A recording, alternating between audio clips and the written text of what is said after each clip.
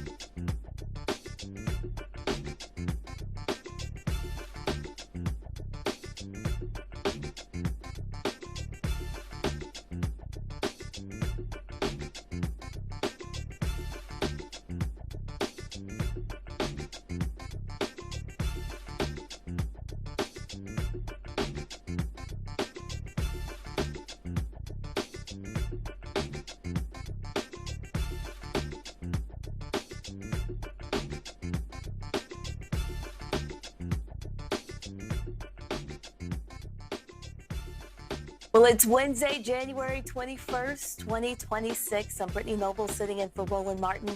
Here's what's coming up on Roland Martin Unfiltered, streaming live on the Black Star Network. A bill that would allow special primary elections in legislative and congressional races if the U.S. Supreme Court changes how race is applied in redistricting cleared an Alabama Senate committee. And the Supreme Court heard arguments on Trump's attempt to fire Federal Reserve Governor Lisa Cook. We'll share some of what he said. Plus, a new report reveals a disturbing fact about a police department in the South. We'll share more about the study tonight. And a House panel voted to hold the Clintons in contempt in the Jeffrey Epstein investigation. But Congresswoman Summer Lee is calling on the hypocrisy, noting that Attorney General Pam Bondi has also not responded to a subpoena in the matter. Plus, the Lincoln Project dropped a video showing folks that they got exactly what they voted for. Also, Trump is in Davos, Switzerland, and you won't believe some of the things that he said. We're going to talk about it. It's time to bring the funk on Roland Martin Unfiltered, streaming live on the Black Star Network. Let's go. He's got it. Whatever the miss, he's on it. Whatever it is, he's got the scoop, the fact, the find. And when it breaks, he's right on time and it's rolling. Best believe he's knowing. Putting it down from sports to news to politics. With entertainment just for kicks, he's rolling. It's on go, roll, y'all. It's Roland Martin, yeah. Rolling with Roland now. He's funky, he's fresh, he's real, the best, you know he's Roland Martin now.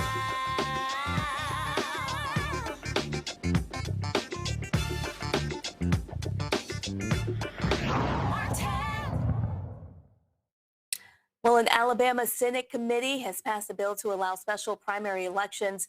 This measure would permit changes in legislative and congressional races contingent on a U.S. Supreme Court decision regarding the use of race in redistricting.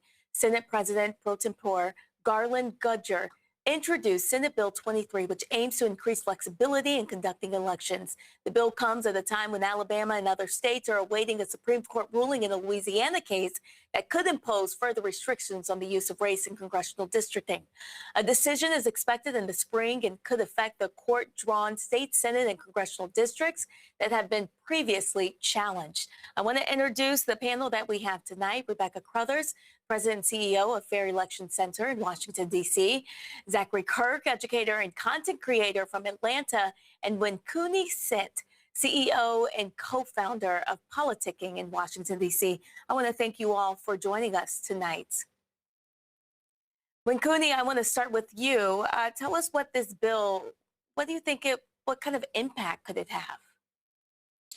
The implications are deep. I think this bill could potentially set a historical precedent for what happens nationally in the United States, right? Although this is particularly focused in Alabama, we have to look at this and what kind of precedent it's going to set all throughout the United States. And we really want to make sure when there's congressional redistricting happening that it is being fair, that it's not on account of race, because we've seen that historically that's been the way that people in the hegemony, quite frankly, have used it to ensure that elections are slated in their favor. So it's really important for us to monitor how this special primary elections bill goes after it clears the Senate committee and what happens when it's taken to the Senate floor.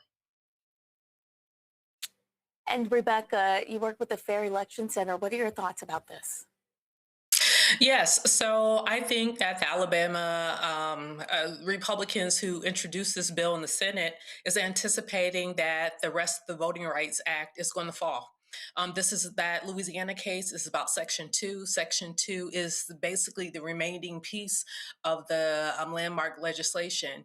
Specifically, it deals with redistricting, not just with federal races, but state and local races as well. And so we will see, if the Supreme Court does what many in the civil rights community is predicting, we're going to see many Black congressional seats across the South. We're going to see many Black representatives redistricted out. And those seats are going to be diluted in such a way where Black representation and brown representation, quite frankly, in this country, especially in the Confederate South and some of those border states, will be no more. But I want to point your audience to what's happening. This is what you would call like a trigger piece of legislation, where it's like if then. So if in the instance that the Supreme Court does what these particular legislators are anticipating that they're going to do, then this will automatically become ballot law in Alabama. We saw this with the overturn of Roe v. Wade, where there were many states across the country that had trigger laws saying that if the Supreme Court overturned Roe v. Wade and gave the states the ability to determine what reproductive rights looked in that particular state, then that state would automatically trigger an abortion ban. So this is a similar type of legislative mechanism that we see that Alabama is looking to do.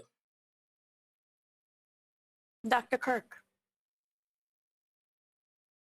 Rebecca hit the nail on the head, and I want to say again to my friend Rebecca, girl, you're looking good with that lip. It's a beautiful red lip.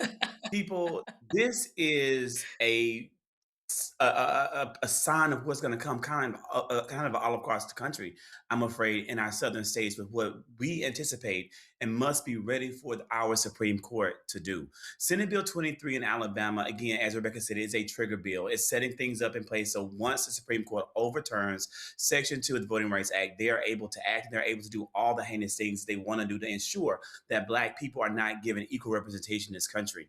And that is what we have to be prepared for. We have to know what we can do legally within our bounds to fight back. And to be honest, once this goes into law, not much. So the key is that the people of Alabama have to fight back. They have to fight hard. It is not yet a law that has come into place. And it's good that we are on the Roland Martin Show bringing this to the Black community so the Black community can take this, we can get the word out, and we can fight against this. Again, looking at what I've been able to find online from a number of news sources about this is that this is a bill that's going to allow the flexibility for this state to do what they want to do after we get the ruling from our Supreme Court. And again, none of this has come to pass yet, but it's about us being at the forefront of knowing what's coming and knowing how to fight against it and knowing how to fight back.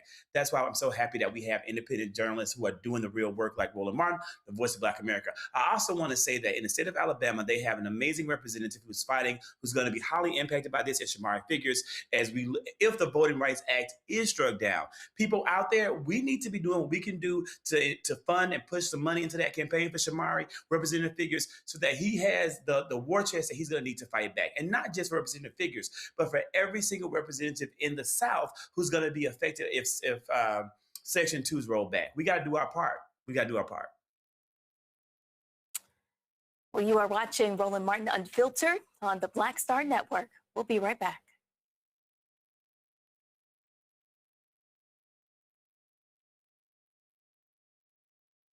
Black votes are a threat, so they erased them. After the Supreme Court gutted the Voting Rights Act in 2013, Republican legislatures moved fast.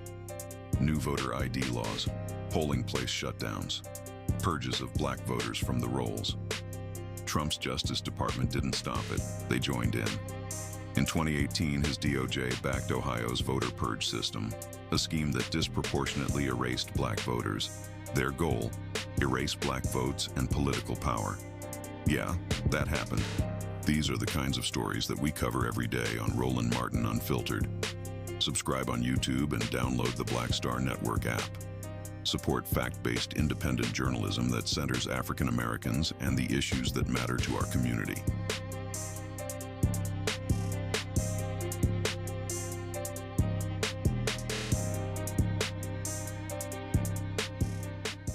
What's up? It's Talib Kweli. I'm CEO. This is the Black Star Network.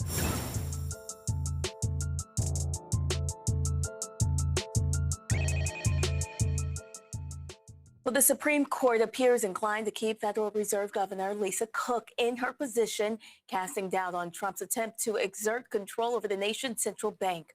The justices heard arguments regarding Trump's effort to dismiss Cook, who is accused of committing mortgage fraud allegations that she denies.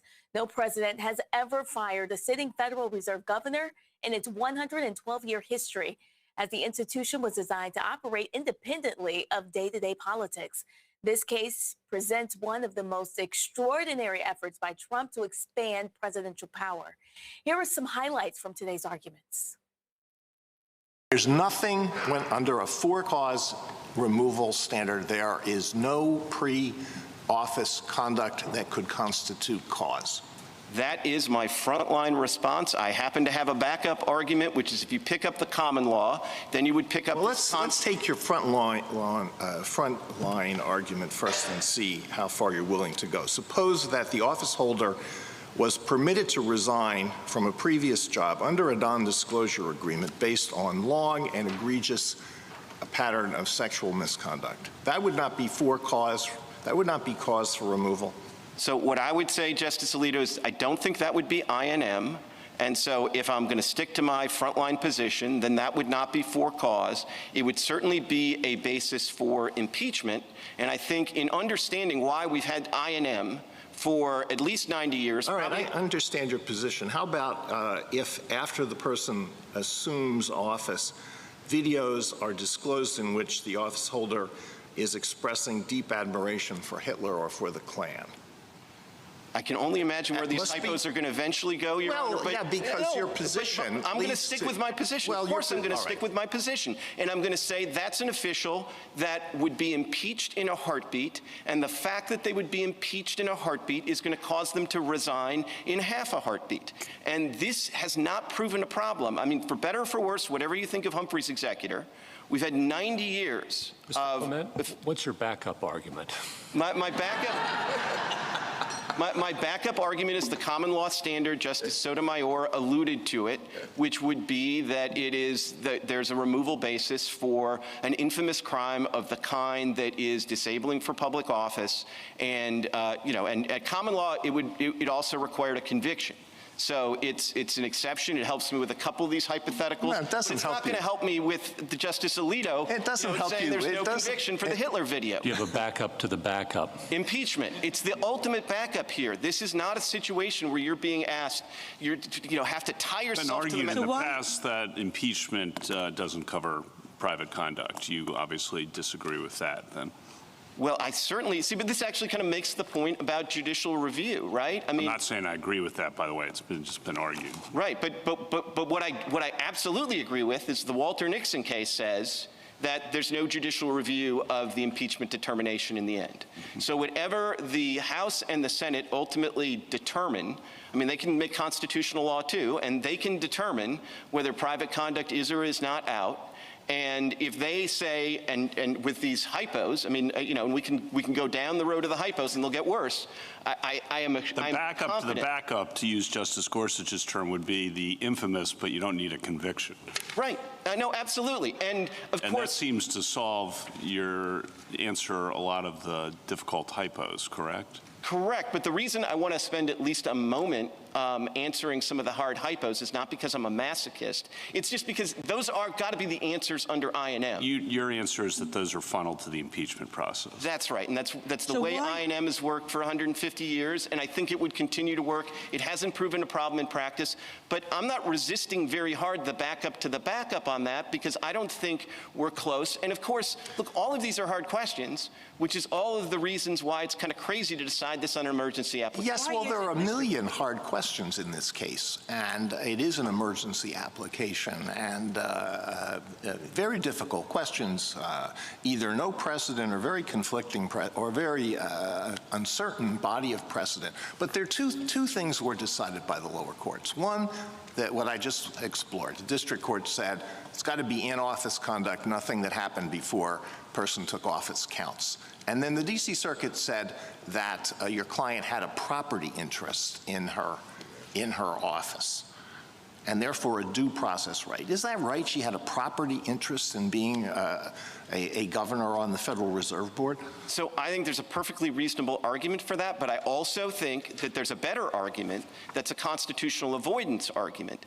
And what the D.C. Circuit did in a per curiam opinion is sort of an example of what happens when you're trying to rush all of this, which is you jump right to a constitutional holding when there may be a perfectly good constitutional avoidance statutory holding there.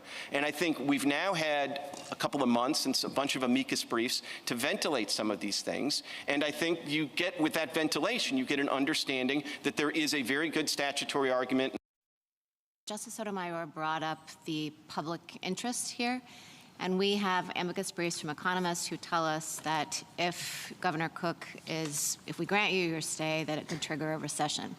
How should we think about the public interest in a case like this? Yeah, two things to say about that. One is, if you look at what actually happened here, she was removed on August 25th, and the stock market went up for the next 3 days. So we've already had a kind of natural experiment, so to speak, about whether or not the predictions of doom will really be implemented. And surely that if investors are jittery or whatever the argument is, you would have seen that on August 25th, and you did not see that. In fact, you have these surprised. Well, I'll interrupt you there to say that I don't want to be in the business of predicting exactly what the market's going to do. I agree, and that's why I think the court ought to consider all those amicus briefs and their sort of, predictions of doom with a fairly jaundiced eye. What the court has to do is weigh. Essentially, you have those amicus briefs a reflection of very elite opinion. That there's a risk, General Sauer. Yes. I don't want to be responsible for quantifying that risk. I'm a judge, not an economist. But if there is a risk, doesn't that counsel in the stay posture when the equities are at stake caution on our part? I think the court has to weigh that risk against the risk that there will be a permanent damage to the Federal Reserve's credibility from allowing an officer, a governor, to remain in office who's engaged in this kind of behavior before she gets office. Do we also engage in some weighing of our own about how serious we think the misbehavior was in the stay posture? I'm not talking about once the case was here on the merits, but if she were accused of murder or something like that, if we're talking about something that was really an infamous crime, should we take the nature of the crime into account in the stay posture in the weighing of the equities? I think what the court ought to take into account is the close nexus between the conduct at issue here and the duties of this incredibly powerful position that has sweeping, powerful authority over the entire United States economy. The governor set interest rates for ordinary Americans all across the country. And here, there's the appearance of having played fast and loose, or at least been grossly negligent in getting favorable interest rates for herself. So it's appropriate What's the to message take to notice. ordinary Americans that comes out of that is the question for the court. And how do you weigh that against the elite opinion that's reflected in the amicus briefs? Obviously, President Trump's voice speaks to that concern of ordinary Americans. I think with the balance of the equities, what the court ought to do is look at the merits, which are extremely strong for us, and then look at its traditional and can stay factors. The court says when the government is a party, the irreparable harm to the government merges with the public interest. And here we have traditional irreparable harms, injuries to the president's ability to remove a principal officer of the United States. When you look at, for example, the original evidence we've talked about in the decisions of 1789, when everybody said, or both camps were saying, of course the president can engage in suspensory removals, and we have a preliminary injunction that is conspicuously non-existent, in your words, in CASA, for 225 years of American history. Mr. Sauer, I took you to be conceding that there was notice here, and I guess I'm a little concerned about that. I mean, are you conceding that a posting on social media is sufficient notice in a situation like this when the president is seeking to remove a governor for cause? So what I would say is, I think... I mean, I know it happened. She got notice. We live in a world that is connected, but I guess isn't notice a particular thing in the common law? Well, put it this way, I don't sort of resist the idea that the Truth Social post is notice, because I think it's also fundamentally defective notice, because it's also indisputable evidence that the president prejudged the matter. And right, so it's not the kind of notice. So hypothesize he didn't say you are fired or you should be fired. Hypothesize he just said, I have this information and I intend to fire the governor. Why wouldn't he have to send the letter to her? How is it that we can assume that she's on social media or has looked at the news, or that that's sufficient notice, even if she did turn on the news and he's saying that? I don't know why that would be enough. Look, I might make that argument, but that doesn't seem, I mean, if he said on Truth Social that, look, here, I have this allegation and I'm going to convene a hearing at, the Roosevelt Room at 4 p.m. tomorrow, please bring all your evidence. What if she doesn't have a Truth Social account? She doesn't show up. Is that enough notice? I think under those circumstances, probably not. But I think as a practical matter, in most circumstances, the president puts it on Truth Social. Most people, most of the time, are going to consider that to be notice. Again, part of the reason I'm not resisting is, or I'm, sort of moderating this, is because, this notice isn't the kind of notice the common law envisioned, because the common law would envision notice that didn't prejudge the matter. Thank you. Well, the conservative heavy court has frequently sided with him on emergency petitions. Cook's case could prove to be an exception. Let's bring in the panel to talk about what we just saw. Dr. Kirk, we'll start with you. What are your thoughts? We can never trust the United States Supreme Court in this moment, but it looks as though it is possible they are going to do what is in the best interest of the American economy and keep Governor Lisa Cook on the Fed. That's what it seems to be in terms of what we just saw. But I have no faith in our Supreme Court. I have no faith in the Donald Trump appointees. We are living in a nightmare scenario where there is MAGA control and MAGA influence in all three branches of government. And that is what is governing our nation. So I'm not going to get too excited about the possibility of Governor Cook staying, but there is no legal precedence for her to be removed based upon what we've seen, clearly based upon what our Supreme Court justices have also seen, and that's where I'll leave it. Rebecca, Justice Amy Coney Barrett said that former federal governors have warned that removing Cook could actually trigger a recession. Do you think there could be consequences like that? So first, I can't get over the fact that a president who was found guilty of fraud himself, right, It's his government that's accusing Lisa Cook of mortgage fraud. And I believe that was something that Letitia James also brought several of those charges against President Trump. So it's really rich. It really has a lot of hubris. I mean, he has a lot to be able to go after Lisa Cook this way.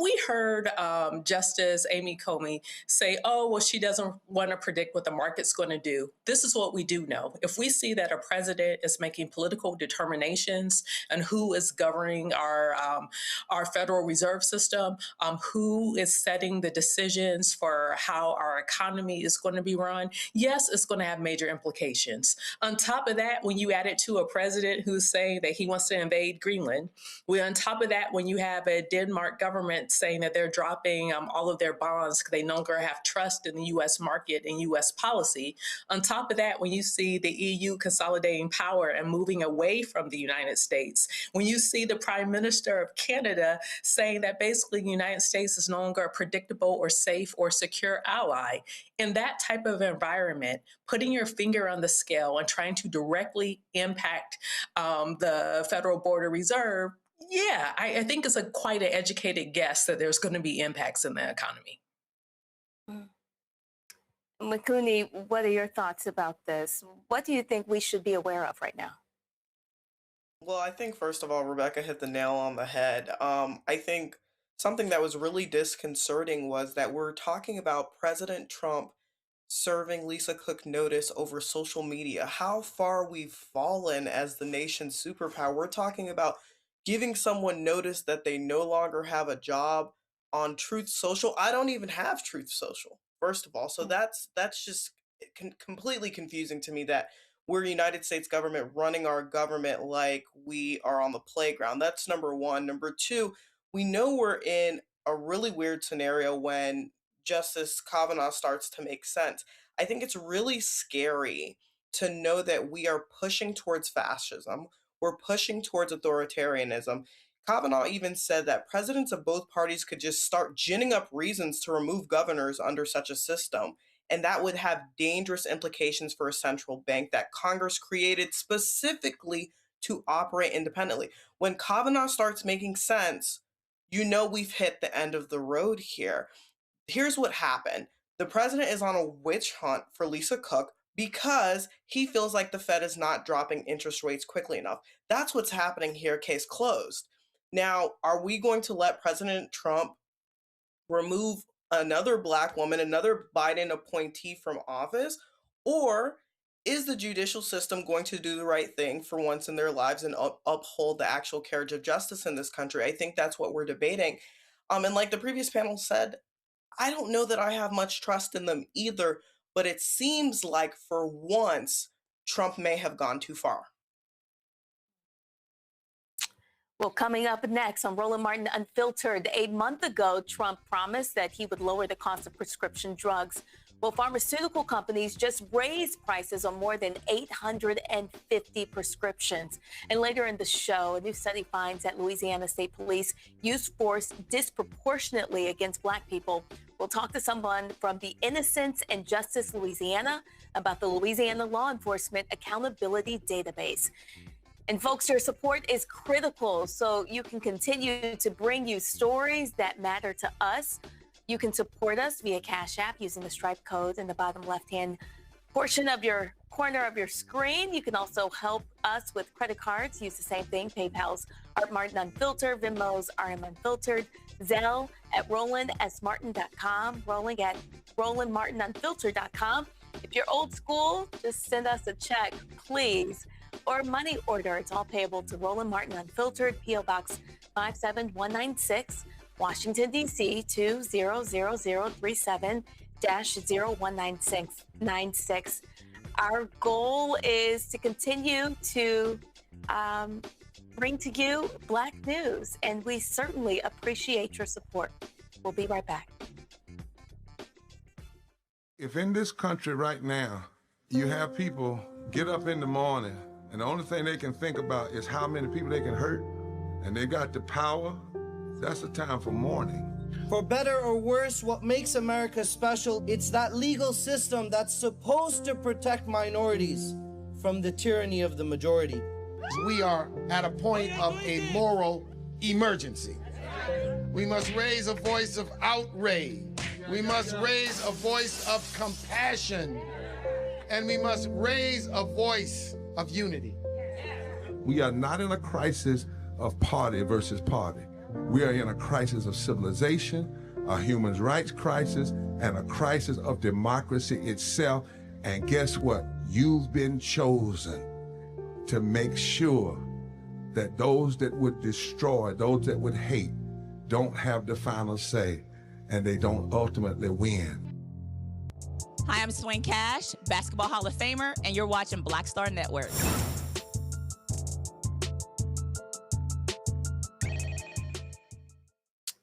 Well, 9 Democrats on the House Oversight and Government Reform Committee joined Republicans today in recommending that former President Bill Clinton be held in contempt of Congress for defying a subpoena to testify as part of the panel's investigation into convicted sex offender Jeffrey Epstein. 3 Democrats voted alongside Republicans in favor of a separate measure to recommend holding former Secretary of State Hillary Clinton in contempt as well. During the hearing, Democratic Congresswoman Summer Lee expressed her concerns, noting that the Department of Justice has not sought to charge Attorney General Pam Bondi with contempt for the same documents. Thank you, Ms. Ranking Member. I just want us to speak plainly and lay the facts out what's really happened in this committee. We are 1 week out from Bill and Hillary Clinton, who did not show up for their depositions. 1 week, and we're already having a markup to hold them in contempt. Meanwhile, the Department of Justice has been legally obligated to hand over the full unredacted Epstein files to this committee since August, the same exact subpoena that they are using to hold the Clintons in contempt. And please note that these resolutions are allowing the DOJ to prosecute the Clintons for the exact same things that the DOJ itself is violating.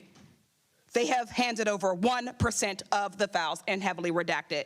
We are 5 months overdue. Mr. Coomer, you've made no effort to bring in Pam Bondi, so no, the difference is not clear. You have made no effort to demand any answers, to exert any pressure. So with that, Mr. Scheer, I do have an amendment at the desk which would hold Pam Bondi in contempt for noncompliance with the bipartisan subpoena that you issued on August 5th, 2025. I hope that my colleagues will support. I yield back. Minority's time's expired. We're still debating the measure, and we'll take up your amendment once we finish debating the initial measure. I just wanted to respond to a couple of things. I agree. We need to hear from Ghislaine Maxwell. We've been trying to get her in for a deposition, and our lawyers have been saying that she's going to plead the 5th, but we have nailed down a date, February 9th, where Ghislaine Maxwell will be deposed by this committee. Now, her lawyers have made it clear that she's going to plead the 5th. I hope she changes her mind, because I want to hear from her, just like I want to hear from her. What's that? You said the difference is clear. Turn on your mic, Charlie. It is. What'd you say? If the difference is clear, the difference here is that they are also trying to negotiate. She says she doesn't want to do it. You have not moved in the same way. So you are actually not applying the same standard here across the board. The DOJ is in the same exact subpoena. Ghislaine Maxwell says she won't do it. Bring her in then. You're out of order, Ms. Lee. You're out of order. So we were going to depose Ghislaine Maxwell, February 9th. Where are the contempt charges, Mr. Chairman? You're out of order too, Mr. Garcia. And we will proceed with that deposition. Ms. Lee said the Clintons just missed their deadline by a week. We have been negotiating with the Clinton attorneys for 5 months. Mr. Chairman, 5 months. Whose time are we speaking on right now? This is my time. This is my time. I recognize myself, so I have 5 minutes. You already had your 5 minutes. Well, I'm about finished anyway. I haven't used 5 minutes. I've used about 1 minute. But you used your full 5 minutes, sir. No, I haven't used the 5 minutes, Mr. Garcia. Well, Winkuni, let's start with you. Do you think that the same standards are being applied across the board? No, they're not. It's evident. And shout out Representative Lee for calling that to everyone's attention. Black women continue to save democracy yet again. But I think it's really, really clear about a few things, right? We have to make sure that standards are being held. So if Pam Bondi from the Trump administration is not being held in contempt, then you can't hold the Clintons in contempt. Now, my argument is not that the Clintons shouldn't be held in contempt. It's just that I think that Representative Lee was advocating for equality across the board, right? if we're really trying to put this to bed, this situation about, Jeffrey Epstein, Ghislaine Maxwell, we have to make sure that we're holding all parties accountable. What I think was interesting, though, is that the Clintons did submit their, written statements in, and that's what everyone else had done, with the exception of one person. And so I'm actually curious as to why they wanted to depose the Clintons in person, because everyone else, the precedent had kind of already been established that everyone else was submitting in their declarations in a written format, yet they wanted the Clintons to appear in court. So I think that there was not, equity there either. But I think the fact of the matter is, if we're actually going to get to the bottom of this, we have to hold people accountable all across the board, no matter if they're within the Trump administration or not. And I think that that's what Representative Lee made clear through her sentiments and remarks. And Dr. Kirk, what are your thoughts about Maxwell potentially pleading the fifth? Ghislaine Maxwell needs to be brought her ass up to Congress, as does everybody else, including President Donald J. Trump. And let me tell you right here, I don't give a damn. Okay, I don't give one single solitary damn about Bill nor Hillary. I don't care about that. I want justice for the victims of the entire sex trafficking scam and scheme and abuse and violence. I want that. And that's what matters most. But I also want to say, I want to echo exactly what was just said. It is not fair. It is not appropriate for the Republican members of Congress, along with their Democratic co-conspirators, to single out the Clintons and give them a harsher indictment, to roll them out in front of the American people as political theater while creating a distraction for Donald Trump. That is fucked up. That is not appropriate. That is not fair. And that's what we ought to be fighting against. We need to be really emphasizing that that needs to be called out and put on display. And I want to highlight, because I don't expect anything better from the Republicans. They are doing everything they can, from waging war in foreign lands to domestically terrorizing and murdering American citizens in the streets of Minneapolis and other countries, to detract from the fact that Donald Trump is in the Epstein files. So I don't expect Republicans to do anything right in Congress right now. But I do expect more of Democrats, and those Democrats that co-signed this, knowing that this was an unfair metric, are culpable, and we should be holding them accountable. They are sitting here co-signing with Republicans on bringing in the Clintons. They're co-signing with Republicans on funding ICE and getting more money to this horrible department that should be defunded. We have got to hold those Democrats to account. Rebecca, what's coming up for you now? I agree with Dr. Kirk. People got to be principled. Wait, here's the thing. If I remember, Ms. Maxwell, after she met with someone associated, I think someone officially in this Trump administration, all of a sudden she was removed to a very, very, very low security federal prison. So I find that interesting. It makes me actually have a lot more questions on exactly what this administration's connection is with Ms. Maxwell, and whether or not that's going to impact with what she says in the Congress. Well, will the Clintons be held in contempt? That's something that we will have to watch out for here on Roland Martin Unfiltered. Stay with us. We will be right back here on the Black Star Network. Next on the Black Table with me, Greg Carr. America is being reshaped in real time by a group of 6 people, unelected and without any checks and balances. By the end of the current Supreme Court session, education, the workplace, who gets to elect our leaders, and so much more could radically change. This week, we reconvene our legal roundtable and look at what the new America may look like and how we should respond. That's next on the Black Table, right here on the Black Star Network. Hey, I'm Malcolm Lee, and you're watching the Black Star Network.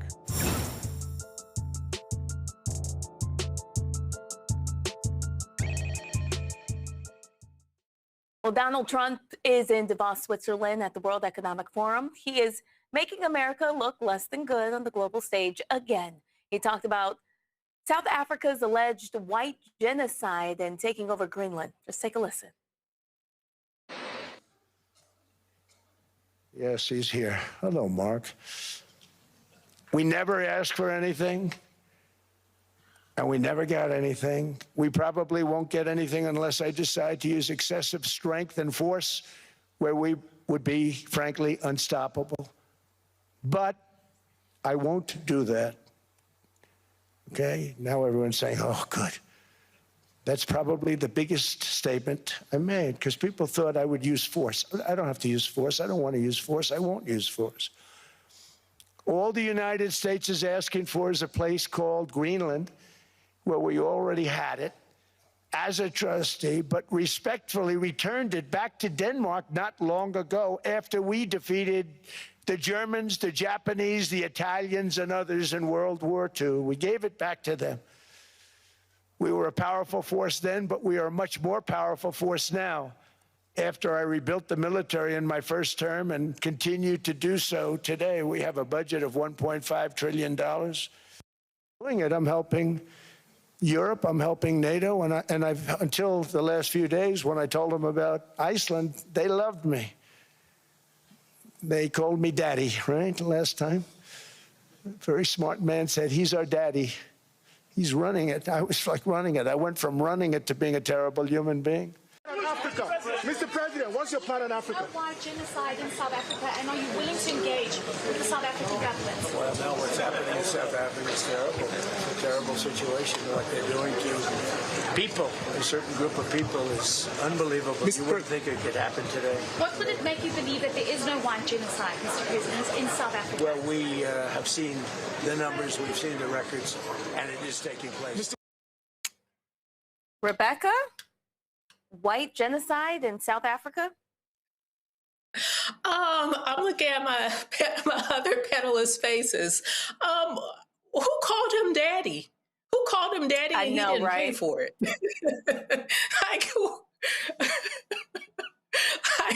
I'm sorry, I got so distracted after that.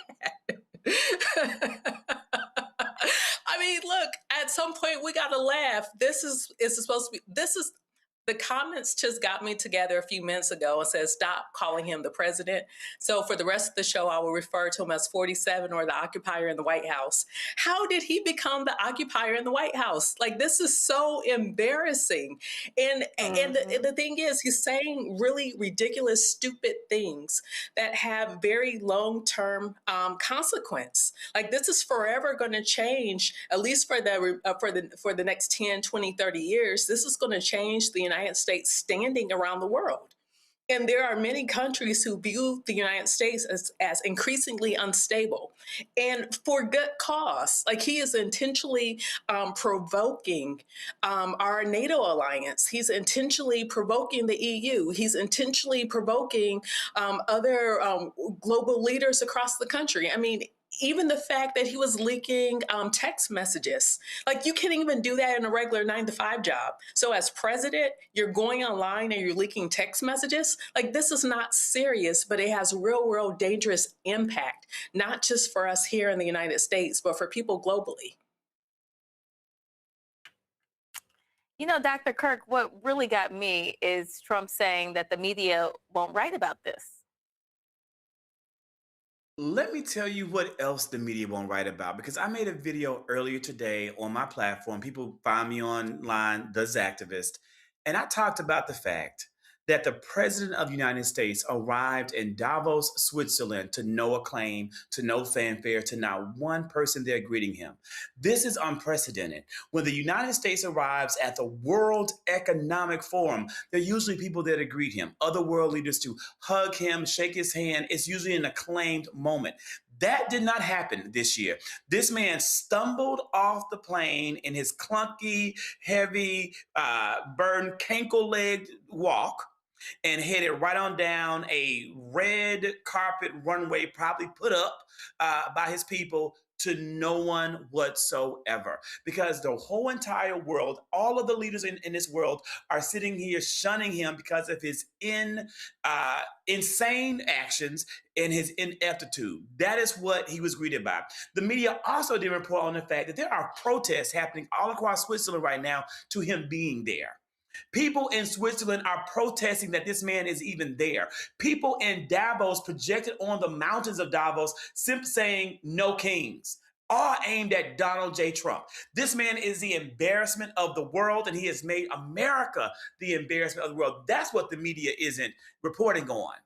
And again, this man and his people own the majority of it. Again, that's why it's so essential that we have Roland Martin. So if y'all out there look at it, Roland be having that darn Cash App, Zelle, streaming, all that, the things to pay. Go and donate to Roland right now so we can keep this going.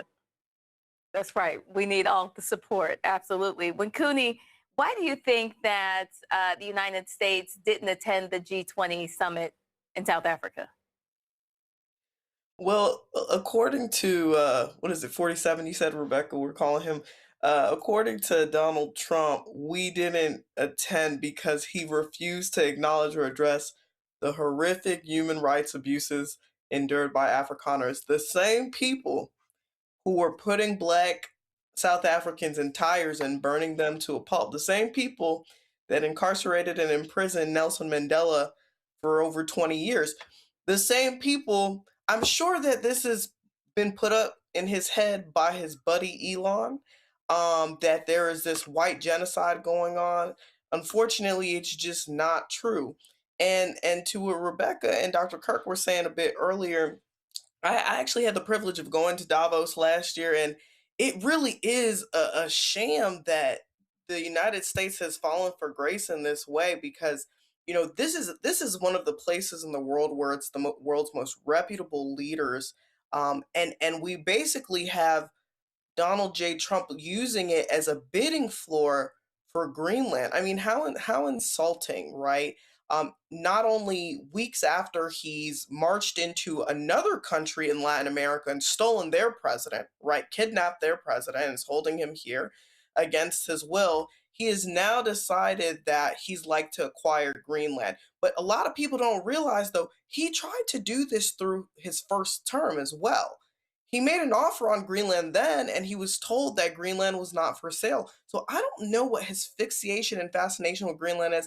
That's not true. I do know what it is. There's a prospect of oil there, which is exactly why he's in Venezuela, but also because it's the best place for early warning systems in the event of missile attacks, which, if the United States continues to harass the rest of the world, I'm sure we're going to need, that warning, because I think as we see more and more world countries get more and more irate about the way that Trump is handling, foreign state of affairs, we're more and more in danger. We're living here in America, and, it's only a matter of time before another country retaliates. I don't wish it, but I wouldn't be surprised if it happened.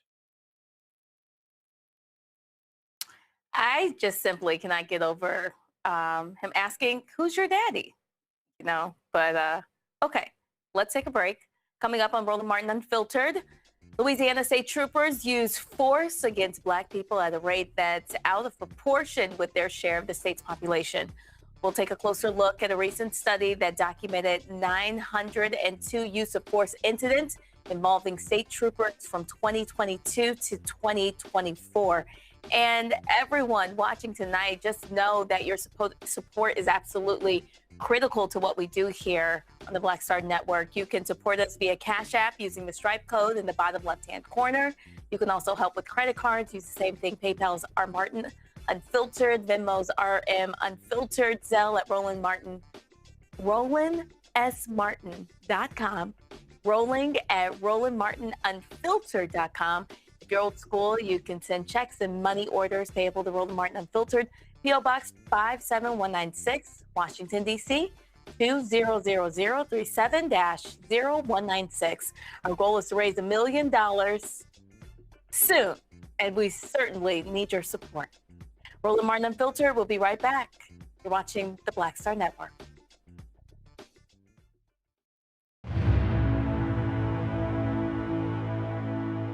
At the end of the Selma to Montgomery March in 1965, Dr. King stood in front of the Alabama State House and told 25,000 Americans that the greatest threat to the greedy oligarchy is when poor blacks and poor whites and others mobilize together and form a voting bloc that can fundamentally shift the economic architecture of our nation. In America today, we have fewer voting right protections than we did when the Voting Rights Act was passed in 1965. And state legislatures have abused their power to try to pick their voters rather than let the voters pick their legislators. Meanwhile, every day people are suffering while the greedy get richer and richer. Dr. King was right, and many others were right. The billionaires who think they can buy our politicians are afraid of people coming together across dividing lines and building power together. In 2013 and 2014, we together in this state built out the Moral Monday movement. And in 2014, more than 80,000 people showed up in Raleigh for a mass people's assembly. We mobilized our power. We mobilized our vision. We did not continue to just resist what others were doing. We claimed the world that we wanted, the society that we wanted. And what we did energized. It was not partisan, it was principled. Here we are again now in 2026. And it's time to love forward together and mobilize. This is our Selma moment. And we need everybody, regardless of your race, your creed, your color, your religion, your sexuality, whoever you are. If you love voting rights for all, if you love abolishing poverty and bringing into reality living wage, if you love health care for all, if you love and grace and mercy and do not want to buy into the religious nationalism of hate and meanness and a lack of empathy, if you want to love forward together, welcoming immigrants rather than suffering ICE raids, if you love the environment and want to see it cared for rather than the polluters taking over, if you love fully supported public education, if you want to love, not hate, and to have peace and not war, to stand against unchecked militarization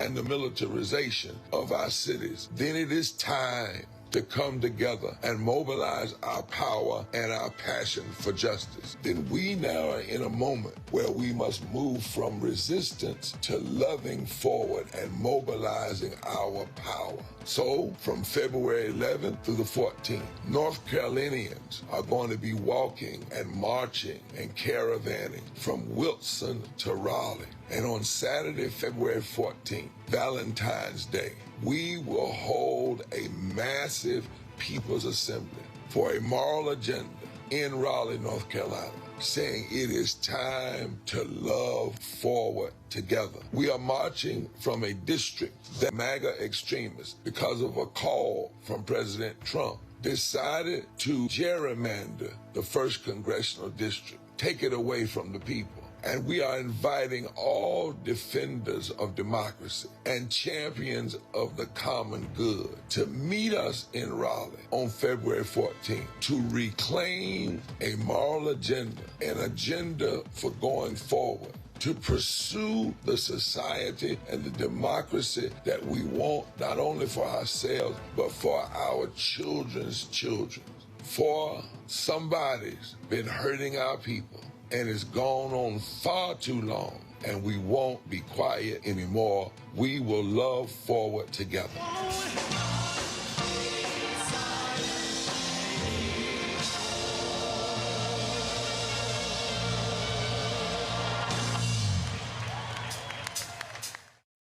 Hey, I'm TD Jakes, and you are watching the Black Star Network.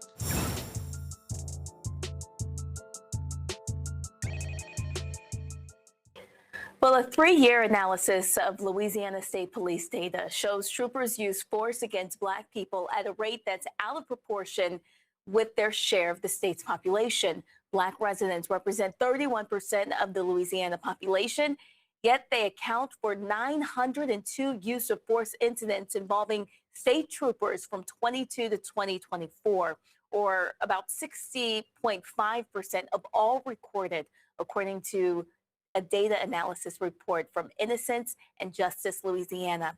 Esme Lee, the data and community coordinator of the Louisiana Law Enforcement Accountability Database, joins us tonight. We want to welcome you on Roland Martin Unfiltered. Thank you so much for having me. I'm grateful to be here. Well, walk us through this report in 2025. Why don't police have the training that they need to avoid using force? Absolutely. So I'll just walk you through a little bit of the the data that we analyzed and the findings that we found, and we can go from there. But just to reiterate what you mentioned initially, we received the Louisiana State Police use of force data from 2022 to 2024 back in October. And this was really exciting because we have been requesting this data for quite a few years and hadn't received it so far. And so in October, we re-requested the data after new Louisiana legislation was passed, which mandates use of force reporting. And some additional context, that new legislation, State Senator Gary Carter was representing an individual, a Black woman from Jefferson Parish, who was brutalized by JPSO back in 2021. And State Senator Gary Carter, as her attorney, brought she sued JPSO, and JPSO settled that lawsuit back in, I believe that was 2022, for excessive force. And also in her initial suit, she alleged racial bias connected to this one particular officer, Julio Alvarado, who has kind of an extensive history of misconduct in JPSO.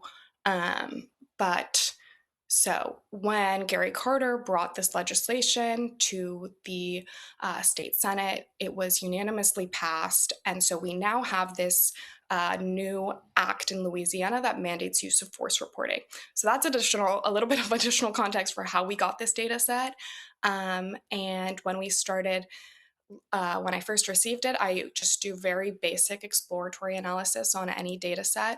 And pretty immediately, it was clear that there was a really disproportionate or a really high number of Black residents in the individuals listed as those who were subject to Louisiana State Police use of force.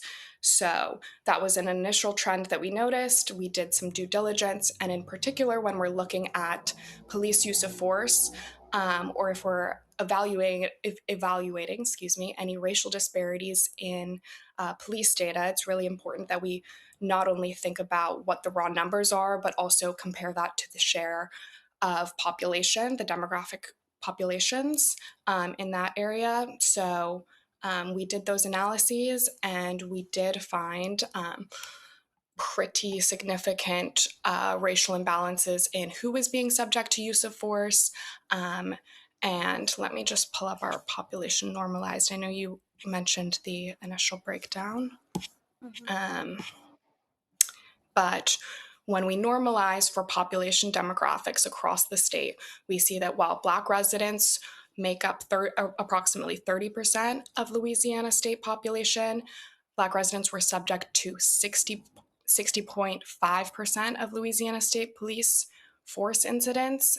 And with white residents, we see the opposite trend. So white residents make up about 60% of Louisiana state population, and were the subject of 23% of Louisiana State Police use of force incidents. So we thought that that was an important trend and an important data set that we needed to get out to the public and to organizers and advocates. And so that's kind of a little bit of what brings me, I think, to you all today. And in my understanding that the numbers could actually be lower or much higher than what's reported, because there's a high number of unknown citizens that make up about 11% of the use of force. Yes, exactly. So that's a limitation on the analysis, that 11% of the subject or civilian race categories were left blank. So we don't know how that affects the analysis and the findings.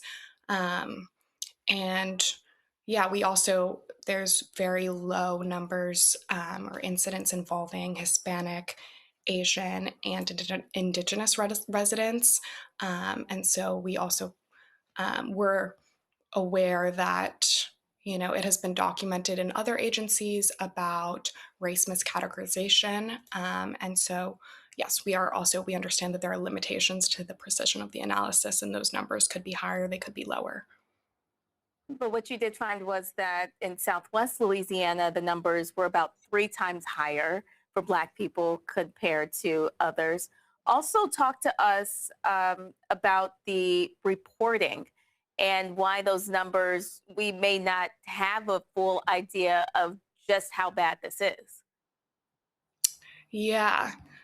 Yes. So I think, I think you're referring to the Illuminator report and a little bit about like the response that we got on this So the Post Council, tell us a little bit more about the Post Council. I guess it's made up of the chiefs, the prosecutors, and so as I understand that the police departments are supposed to send this council the reports for the officers, and why the council may not have all of the reports that they need from the police departments because they're so busy, maybe they're not able to provide this timely information. Yeah, of course. Yeah, so the Post Council in Louisiana is responsible for maintaining law enforcement data and records from the various agencies across the state, and particularly in Louisiana.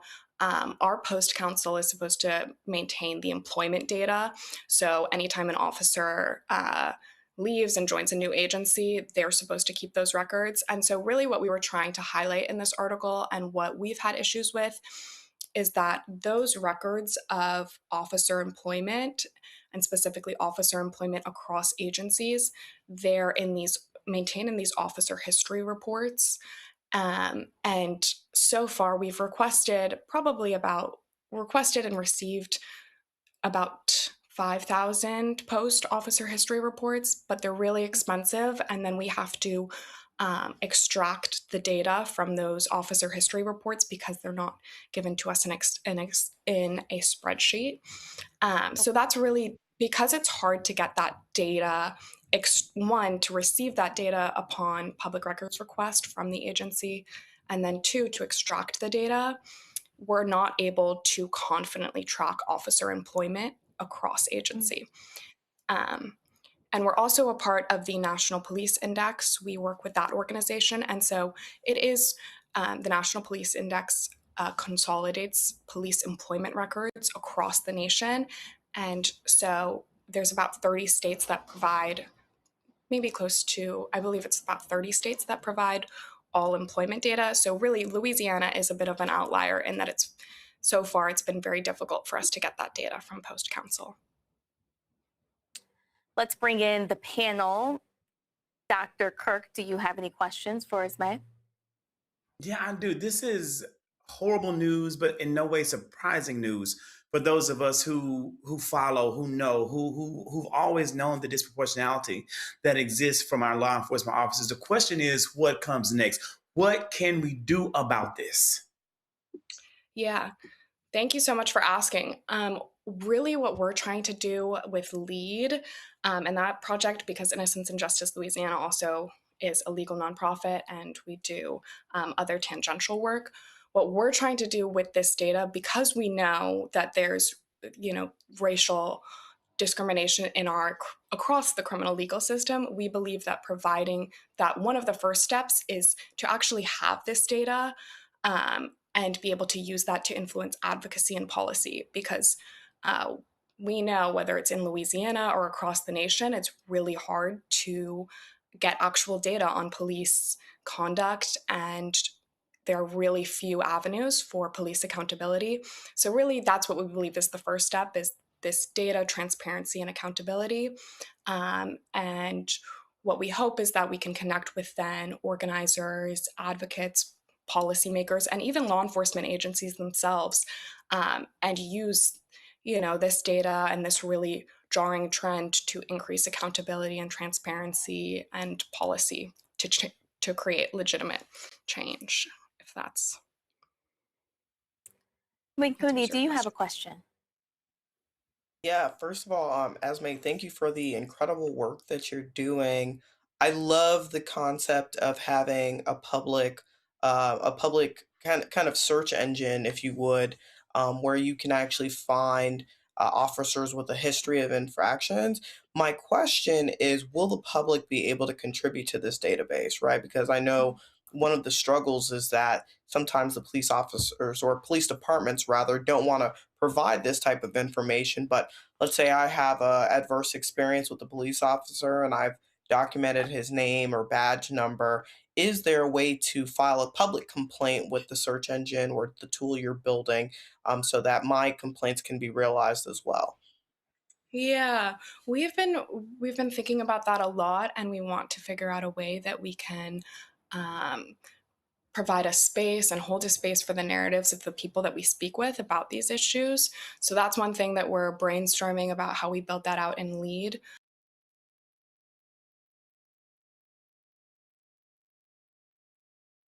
People file official complaints against the law enforcement agency as one remedial pathway. And then two, we also do work with other organizations and in Louisiana that do have civilian misconduct complaints. And the reason why we don't have that kind of portal on our LEAD, Louisiana Law Enforcement Accountability Database site, is because we don't currently have the attorney capacity to then litigate people's misconduct experiences or complaints, but we direct them to other organizations that do. But we're definitely thinking about how we can incorporate and really empower, not just the narrative that exists within the law enforcement data, but also the narratives that are often obscured from the law enforcement data. So I really appreciate that question. And there will definitely be changes coming soon, but so far that's those are pathways that we've been pursuing. Thank you. Rebecca, anything coming up for you? Sure. First, thank you for gathering the data. This definitely is not surprising to me. Like my two other co-panelists mentioned, in my opinion, this is not a training issue. More training. We do lots of training. We spend millions, hundreds of millions of dollars on training police in this country, and we still end up with these types of results. And so in my opinion, this system was designed for the very outcomes that your data is reflecting. My question is, do you think at a state policy level that there is appetite to remove or do something around qualified immunity to make sure that these very law enforcement people who are found liable or maybe even criminal, who knows, Louisiana might go the extra mile there, might allow litigants to go after these folks personally and not just use public funds to pay out these lawsuits when this type of wrongdoing is found?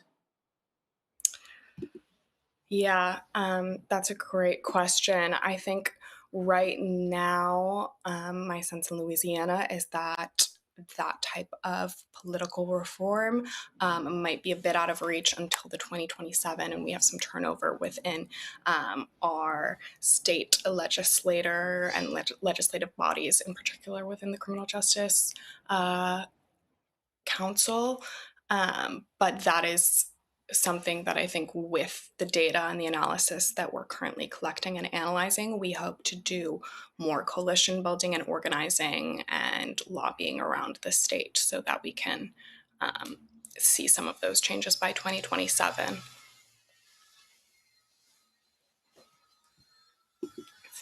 Esme Lee, the Data and Community Coordinator of the Louisiana Law Enforcement Accountability Database. We want to thank you so much for joining us here on Roland Martin Unfiltered and providing so much good information for us tonight. Thank you so much for having me. And again, the Louisiana Law Enforcement Accountability Database by Innocence and Justice Louisiana is open to everyone on the internet. So we hope you'll check us out and please get in touch. We tailor our data analyses and outreach to various organizations. So we'd love to hear from anyone. And thank you all so much for the discussion and for having me. Good to know. Thank you so much. We appreciate your time. And folks, you are watching Roland Martin Unfiltered, streaming live on the Black Star Network. Stay with us. We have more news on the other side of this break. I was told my ideas weren't for everyone and that I didn't fit in. But in America, free speech is for everyone, including the press. I'm Brittany Noble, Midwest-born, HBCU-educated with experience in newsrooms across the country. I've used social media to tell stories that traditional media overlooked, and those stories spark national conversations. Now I've teamed up with Roland Martin to bring to you The Breakdown. This isn't just news. It's our stories, our voice, our community. Join me for The Breakdown weekdays at midday, only on the Black Star Network. I'm Mark Morial, President and CEO of the National Urban League, and I'm watching the Black Star Network.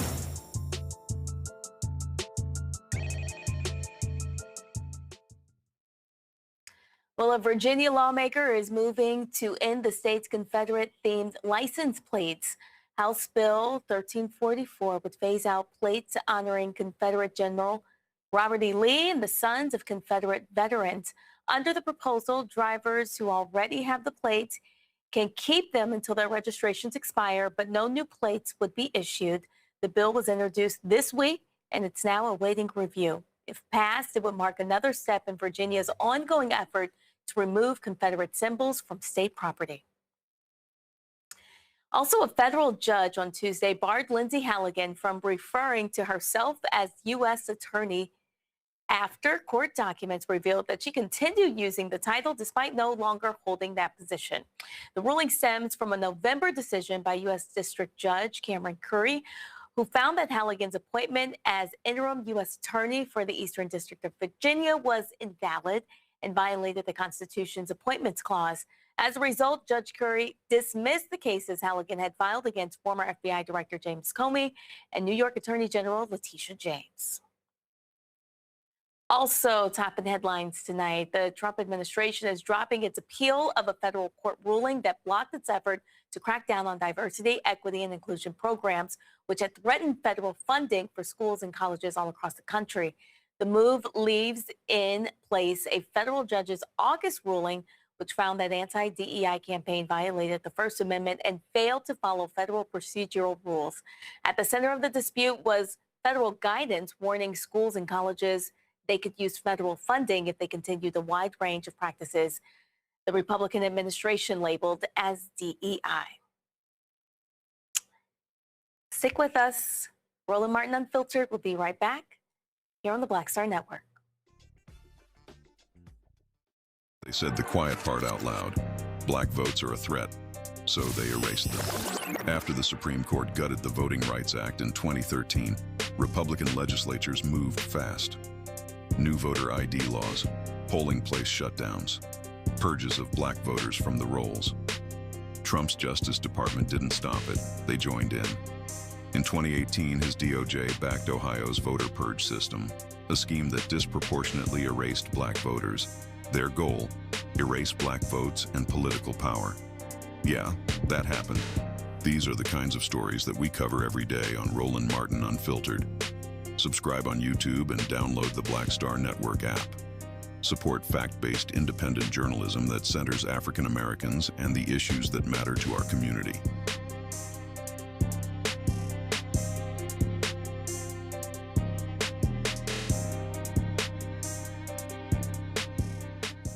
Next on the Black Table with me, Greg Carr. America is being reshaped in real time by a group of 6 people, unelected and without any checks and balances. By the end of the current Supreme Court session, education, the workplace, who gets to elect our leaders, and so much more could radically change. This week, we reconvene our legal roundtable and look at what the new America may look like and how we should respond. That's next on the Black Table, right here on the Black Star Network.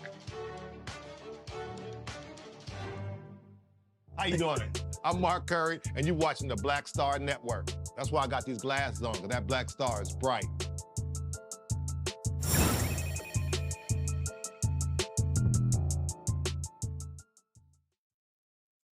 Welcome back. Pharmaceutical companies have hiked prices on hundreds of drugs.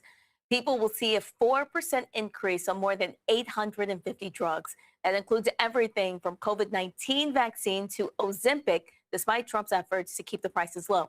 Now remember, Just a month ago, he guaranteed that people would be paying less. Just take a listen.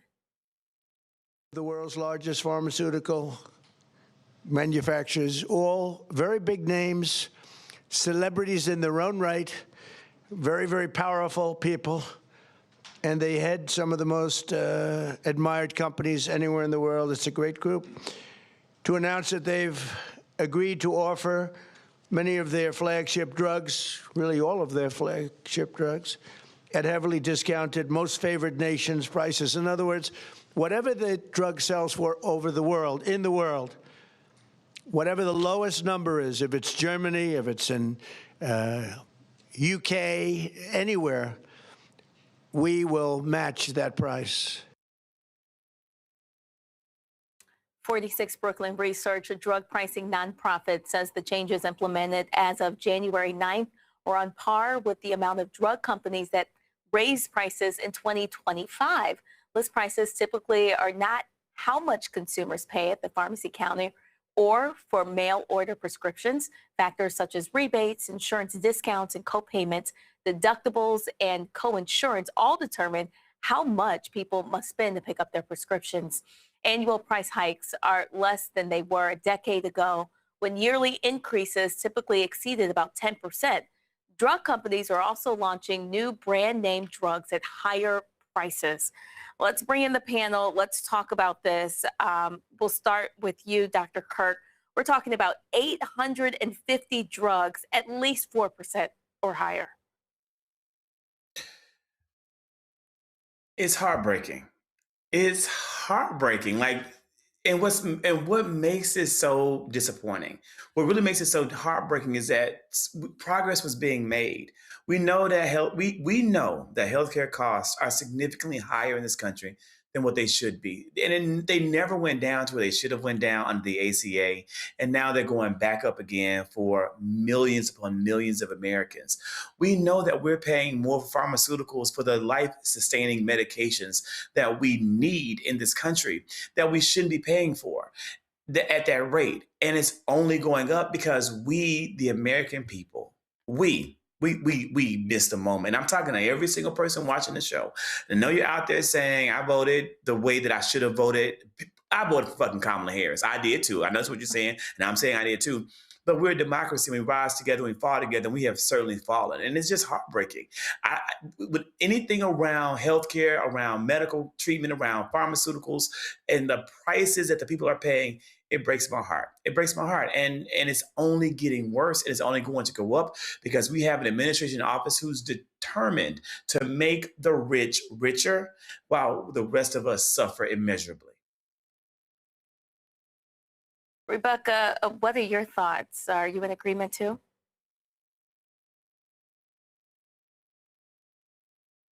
Implement tariffs on the majority of countries around the world, including countries where some of these very key drugs are manufactured.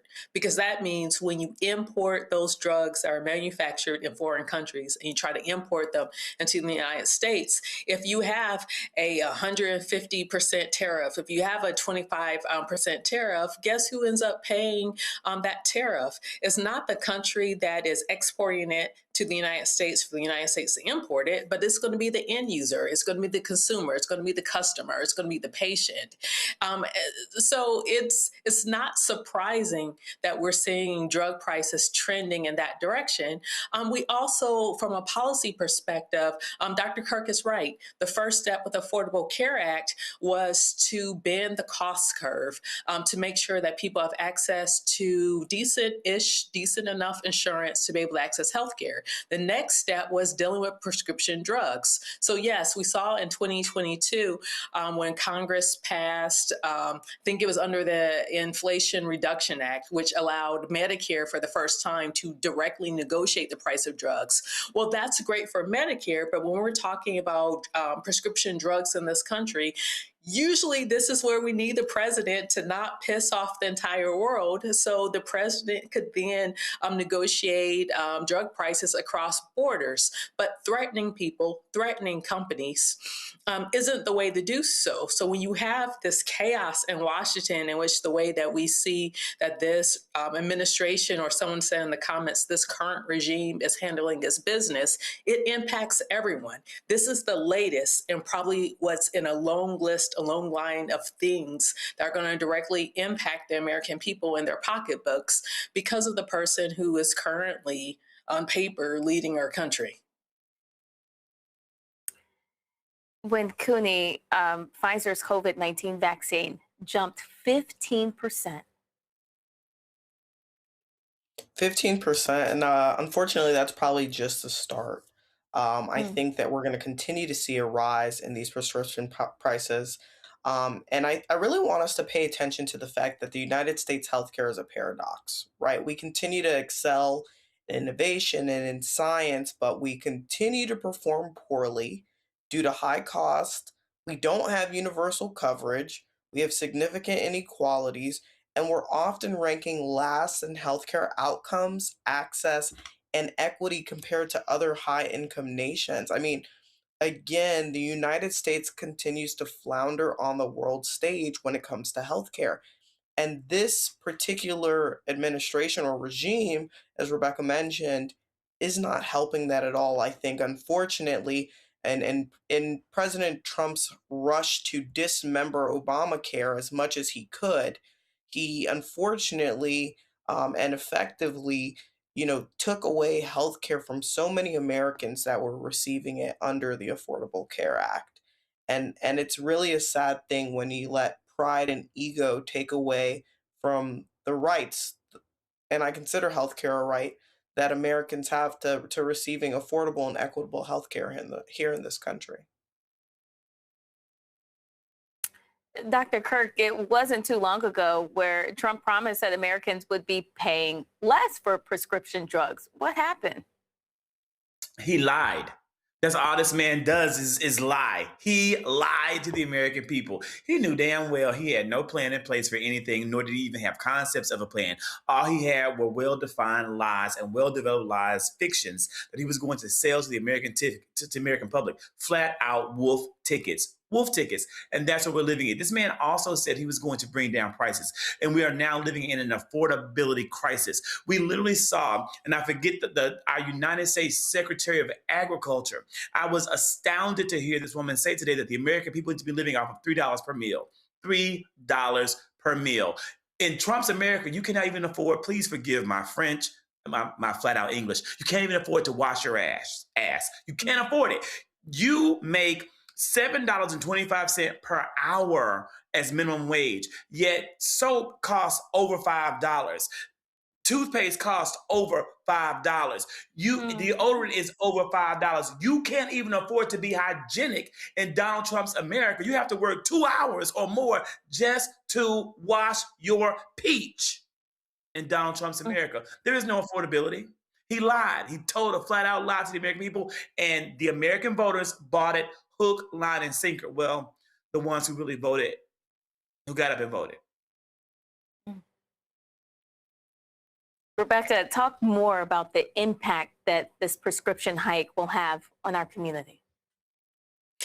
Sure. One of the things in the Affordable Care Act, I don't know if people remember this from, this would have been, 16 years ago, 17 years ago, the whole idea of closing the donut hole. Because we know for, my dad is about to turn 76. He, like other people of his age group, that means that they're on Medicare. That's the government insurer, which they're able to access health insurance that way. But part of Medicare, we know there's Medicare Part A, which I think is hospitalization. There's Part B, there's Part C, but there's Part D. If I remember correctly, Part D is for prescription drugs. And so there was this concept of closing the donut hole, meaning as we all know, if you have health insurance, you have to pay so much until you hit your out-of-pocket maximum, you pay, you have, even with healthcare insurance, you have to pay until you now hit that threshold, and then 80% or 100% of cost then is absorbed by your plan. And so the larger that gap is between how much you're paying until your insurance plan kicks in and covers the rest, the additional costs, especially of your prescription drugs, this is going to impact a lot of people who are in retirement. Because when people plan for retirement, those who do, generally you're planning 20, 30, 40 years in advance. This hazardous increase in healthcare costs and prescription drug costs simply wasn't a part of the plan. People didn't expect that they're going to have to set aside even more money outside of, if they still have a mortgage or if they're paying rent, outside of rising costs of utilities. So when the overall cost of living is going up in this country, and then on top of that, you have healthcare costs, you have prescription drug costs that are going up at an even higher pace. What's happening, like Dr. Kirk said, some people can't even afford to wipe their behind. And Dr. Kirk, I would argue there are some people of different persuasions who weren't wiping their behind anyway. But for those of us who are inclined to do so, things are just getting so expensive. Things are getting out of control. And that's something typically we ask Congress to step in, because this is now an issue of national import, of national importance. Instead, just like with the clips we saw earlier, Congress is debating whether or not they're going to pull the Clintons in front of a congressional committee, which really isn't going to move the needle on any type of national policy. And so right now we're seeing a very unresponsive Congress. We're seeing a delusional resident in the White House. And so right now it's uncertain times for many Americans in this country. Cooney, I want to go back to you. You know, the diabetes drugs, Ozempic, Mounjaro, they very, very popular. They're up 3%. And then you also think about the fact that employers really, many of them don't even cover these drugs. Yeah, the semaglutides are on the rise right now, and I think the really interesting distinction is that they're covered for diabetes, but not as a weight loss drug, right? And so a lot of folks are kind of in limbo, but I think what we're missing here is that obesity is a huge crisis within the United States, particularly within the African American community.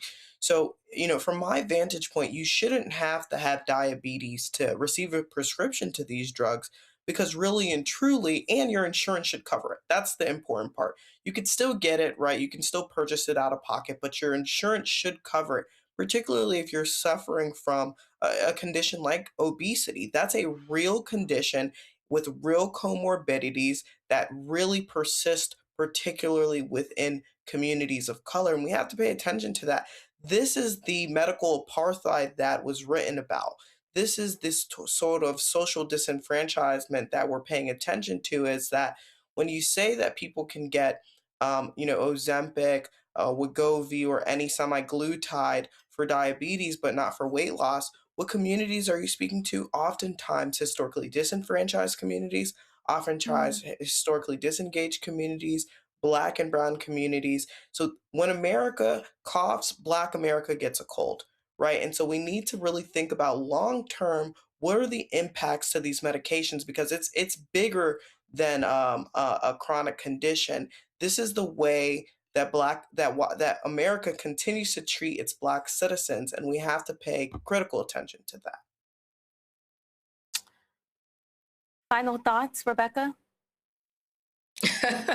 Look, people, this is what I would have to say. Make sure you all are eating the best quality food that you can eat. Make sure you're moving your body daily and getting certain forms of exercise. Make sure you're drinking water, because what we're seeing right now, we all have to do our part to stay as healthy as we can in order to beat back potential genetics. With it, we have to do those basic things to stay healthy, because what we're seeing in this country right now is that they're making it nearly impossible to be able to continue to grow, to continue to age with dignity and with affordability. So that means as a community, we have to do community care. We have to take care of one another. If you have a little extra and you have a neighbor who doesn't have enough, then share it with them, because ultimately we're who we got. And you know what, when Cooney was saying, like, this is hitting Black America hard. Fortunately, unfortunately, we're used to having a government that doesn't properly give us our due. And I say properly give us our due because we're taxpayers. We pay into the system, and oftentimes we don't get back what we put into this country. And unfortunately, we're used to that. And so we're going to have to do a lot of community care, take care of one another, make sure we have community food banks. If you are a hiring manager or if you own your own business, make sure that you're hiring folks in your community as well. Look for ways to promote and to look out for one another, because quite frankly, we're all we got. We can't rely on this federal government. And in some cases, we can't rely on the state or local government where we reside. But we're going to have to figure this out to make sure that our community is able to move forward. Because at some point, the tide is going to shift and things are going to turn. But until then, we have to figure out how to survive, and where we can, how we could thrive. Cooney, do you have a final thought tonight? I would echo Rebecca's sentiments. I think we have to pay attention. As someone who studied public health for a long time, this is classic. This is classic. You know, we have systemic racism, we have institutionalized racism, and we have medical apartheid. You know, this is just. It's almost like if we think back to the 1960s when, you know, you couldn't be seen at certain hospitals. You know, we're not able to do things like that as overtly these days. So unfortunately, the hegemony has found new ways to disenfranchise Black people, to keep them poor and to keep them ill. And this is one of those ways, right? It's Rebecca mentioned, it's limiting where they get access to food from. I live in Washington, D.C., and in this particular ward, Ward 7, it's a food desert. You know, when you really think about where are the local community places where I can get fresh foods, you're going to see that that does not predominantly exist within Black and brown communities. However, what you will find is a liquor store. What you will find is a fried chicken store. And this is not by accident. This is systemic. And then when you get chronically ill from eating terribly and drinking terribly and ingesting all of this sugar under this administration, you can't go to the hospital and be seen without having really, really great health insurance. You can't get the medications that you need or deserve. And so it's really critically important to pay attention to that. And I encourage everyone to look into the other countries that are doing it differently. The way the United States is doing it is not the only way that healthcare is done. You can only look at our neighbors to the north, Canada, where they can get healthcare just about anything for free, for pennies on the dollar. And it's not because their healthcare is less sophisticated than ours. It's because they've taken an interest in ensuring that their constituents are cared for with dignity. And so that's not something that we can't do here in the United States, one of the richest countries on earth. It's something that we're choosing not to do. And so when people go out to the polls, even this year in 2026, I want you to pay attention to what that means for you, what that means for your family, and what that means for people that look like you, particularly when it comes to your health. Dr. Kirk, I know you said you were heartbroken about the cost of 850 drugs being at least 4% more expensive. Anything else that you want viewers to know tonight about this? Is that I want to echo what these two amazing women have said, in that we have to collectively work as a community, and we have to prioritize and emphasize our Black health, mental and physical, and, to be honest with you, spiritual, to carry us through the moments that we're living in this country.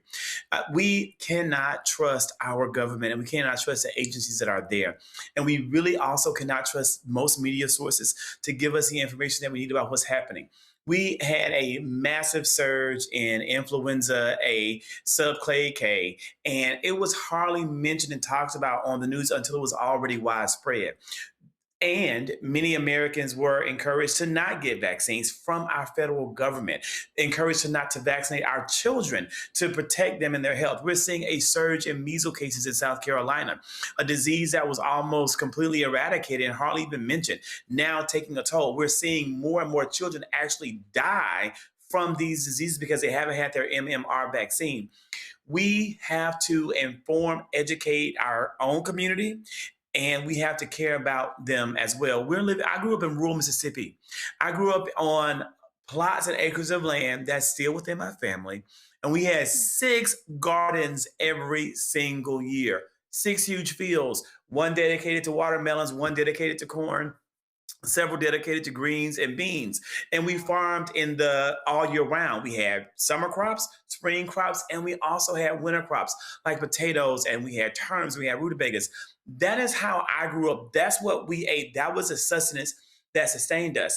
And now in hearing and thinking about this in terms of affordability, in terms of what our ancestors went through to survive hard times, we're ill-prepared. We're ill-equipped. We don't have the same mechanisms of the ancestors to endure.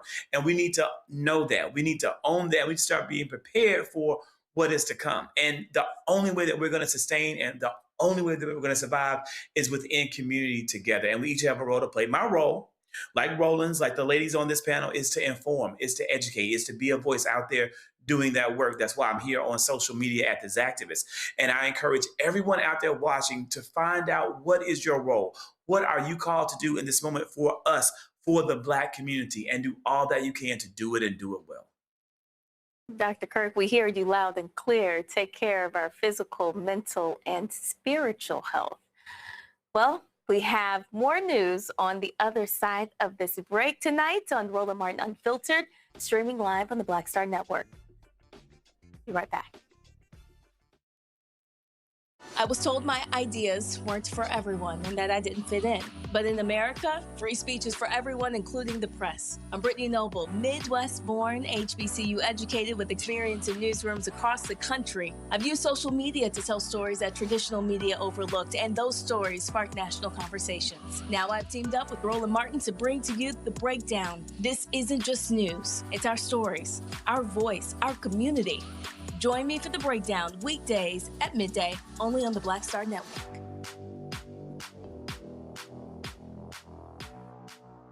I'm Ryan Wilson, CEO and co-founder of The Gathering Spot, and you're watching Roland Martin Unfiltered on the Black Star Network.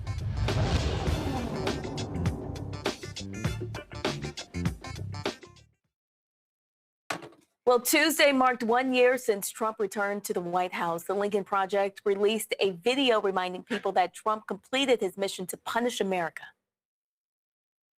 November 5th, 2024. Donald Trump defeats a divided and dispirited Democratic campaign. On January 20th, 2025, Donald Trump is sworn in as the 47th President of the United States. Unfortunately, he keeps his promises. Trump seizes control of a divided government, signing hundreds of executive orders implementing Project 2025. Trump replaces over 50,000 civil servants with hardline MAGA loyalists. The federal oath of office now requires declaring loyalty to the president, not the Constitution.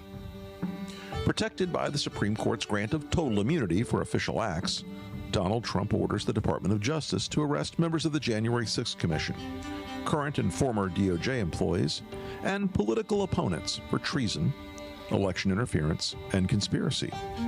He declares it to be an official act. Trump ends birthright citizenship by executive order and turns millions of American-born citizens into illegal aliens overnight. Mass deportations begin. Hundreds of thousands, including legal U.S. residents and American citizens, are imprisoned in newly built camps. Protests erupt. Trump addresses the nation from the Oval Office, invoking the Insurrection Act and declaring the protesters a danger to American sovereignty. He orders the National Guard to use deadly force to suppress the protests. In the wake of the bloody violence, Trump declares nationwide martial law, awarding himself new powers under the freshly signed American Sovereignty Protection Order, which defines protest of immigration policies as non-protected speech and a threat to national security. Governors in New York, California, Illinois, and elsewhere declare their opposition, promising to refuse compliance in their states. Trump orders their arrests. Trump pardons every January 6th attacker, including those who assaulted the police, and in a White House ceremony issues a new presidential medal honoring them. Many are given jobs in his administration. The Department of Education is renamed the Department of American Values and mandates a nationwide Christian nationalist curriculum for all schools receiving federal aid. Trump, joined by Speaker Mike Johnson and evangelical leaders, announces that the Department of Health and Human Services has reclassified mifepristone, making it illegal to distribute or prescribe, as well as new HHS regulations that make IVF treatments impossible to legally administer. Trump reverses one campaign promise by declaring a national abortion ban by executive order. Challenges to his authority are rejected by the Supreme Court, which has seen new appointments from Trump after it was expanded to 12 justices.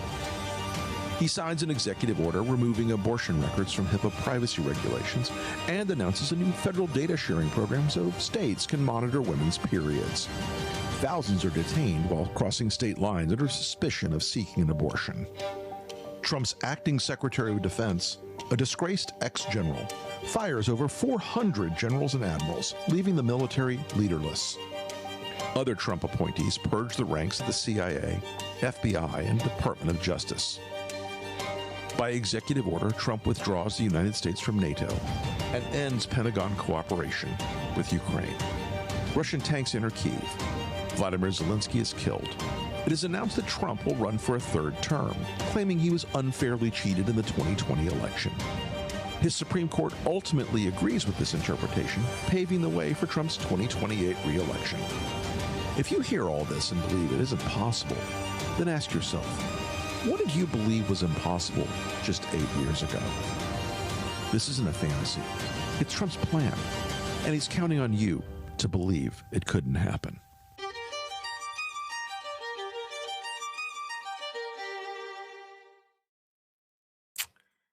All right, I'll have my panel discuss this video from the Lincoln Project. When Cooney, we'll start with you. What did you think about this breakdown? First of all, I thought it was a great breakdown. I think the Lincoln Project is doing really great work, and it was a really clear synthesis of some of the really scary things that have happened in the last 12 months. Wow, I can't believe it's only been a year since President Trump was inaugurated. There's so much to say, but I think, some of the scarier highlights of the video was the fact that, we no longer have people in office that are competent at their job. We simply have people that are loyalists. And that's a tenet of fascism and authoritarianism. When you take out all the folks who are competent and good at their jobs and replace them with people who are simply loyal, not to the Constitution, but to the president, that's a different America. America's quickly changing and modulating. When you think about someone who pardoned all of the J6 insurrectionists, what message is that sending to America? I'll tell you, it's emboldening racists, it's emboldening white supremacy, it's emboldening white evangelical Christians to continue to push and promote their agenda. And then you see the global implications of him withdrawing from NATO, of him, invading Venezuela, of him even wanting to run for a third term. What does that mean for the Constitution? What does that mean for the American people? What does that mean for the global community? I think we've constantly seen this administration continue to unend any semblance of normalcy that we've had in the United States, and other countries, quite frankly, have started to take notice. Dr. Kirk, what are your thoughts? I mean, loyalty to the president and not the Constitution? No, yeah, it's loyalty to billionaires and to funders and to a vision of America that is white nationalist. That's where the loyalty lies. There is no Constitution in Trump's America. Now, I'm going to be honest now. I didn't like that start of that video. I mean, like Nene Lee said, you better watch them B words. You better keep Kamala's name out your mouth. So they started off talking about divide, device, a Democratic candidate. No slander on the name of Vice President Kamala Harris, the rightful president of these United States of America. Now, I didn't like that Lincoln Project. You better watch your mouth. But I will say the video was was well done, and it was a very accurate montage of what we're living with when we have a man in the White House. And I keep going back to the Animal Farm reference of, don't believe your eyes and ears, don't believe what you see clearly. And I keep forgetting, was it Snowball, the character Snowball that became the president, or Napoleon? I think it was Snowball, sat his fat pig butt up there and became the president in Animal Farm. And that's what we have, a snowball in the White House, except it's an orange ball of terror being inflicted upon the American people. That's what we're living with. And this man has done, again, all these things to inflict terror on the American people while enriching himself, enriching his family, and enriching his friends, the people that have pledged loyalty to him, the billionaires out there like Mark Zuckerberg, who gave $1 million to his inauguration, Tim Cook and Apple. They gave $1 million to his inauguration, Jeff Bezos and Amazon. They gave $1 million to his inauguration at the cost of the American people. I love the fact the video did that. I also want to emphasize that I want to highlight that so much of what this man has done has been to detract and distract from the release of the Epstein files and from the truth that those files will bring to light that we are probably never in this country going to actually see. And that's another disappointment, but a reality of what we're living in Trump's snowballed America. Rebecca, the video detailed ending birthright citizenship, mass deportation begins, and then orders the National Guard for protesters. And you know what? There are millions of Americans who are jumping up and down in glee. And if they had it to do it again, they will vote for him again, including some of those on social media who are acting all appalled. And I can't believe that he's doing this. I didn't vote for these things. They did. They knew. They wanted it to happen. And the assumption was it was going to happen to those other people and not them. So those are the people who need to be held accountable because they still support this, even though we're seeing very grossly unconstitutional things happening, such as like that ICE leaked memo that I think NBC News reported on, where ICE is changing their policy and saying they have the right to enter into people's homes without a warrant. Guess what? There's a whole Bill of Rights saying that you cannot do stuff like that. And, there's a Second Amendment, there's a First Amendment, there's a Fourth Amendment, there's all sorts of amendments that doesn't allow for those warrantless just entering homes because you feel like it, because somebody in the White House decided, okay, this is a great idea. What we're seeing, the policy that we're seeing under this regime, quite frankly, is a white supremacist wet dream. That's what's happening here. Ultimately, this isn't going to last forever, and there will be future prosecutions over what people are doing in this administration. And so those folks really need to pay attention and understand if you're doing things that go against the Constitution, at some point, there's going to be justice that's going to happen in response to the very egregious things that this administration is doing. And Wayne Cooney, it hasn't been a year. It's been a year and a day. And I think we felt all of that year plus a day that this man has been back in the White House. Rebecca Carruthers, President and CEO of Fair Election Center. Dr. Kirk, educator and content creator from Atlanta, and Cooney Sent, CEO and co-founder of Politicking. We want to thank you guys for your insight tonight and joining us here on Roland Martin Unfiltered. And that does it for us tonight, folks. We want to thank you at home for watching and supporting Roland. And he will be back tomorrow, so we hope that you will join us then. Until then, have a good night.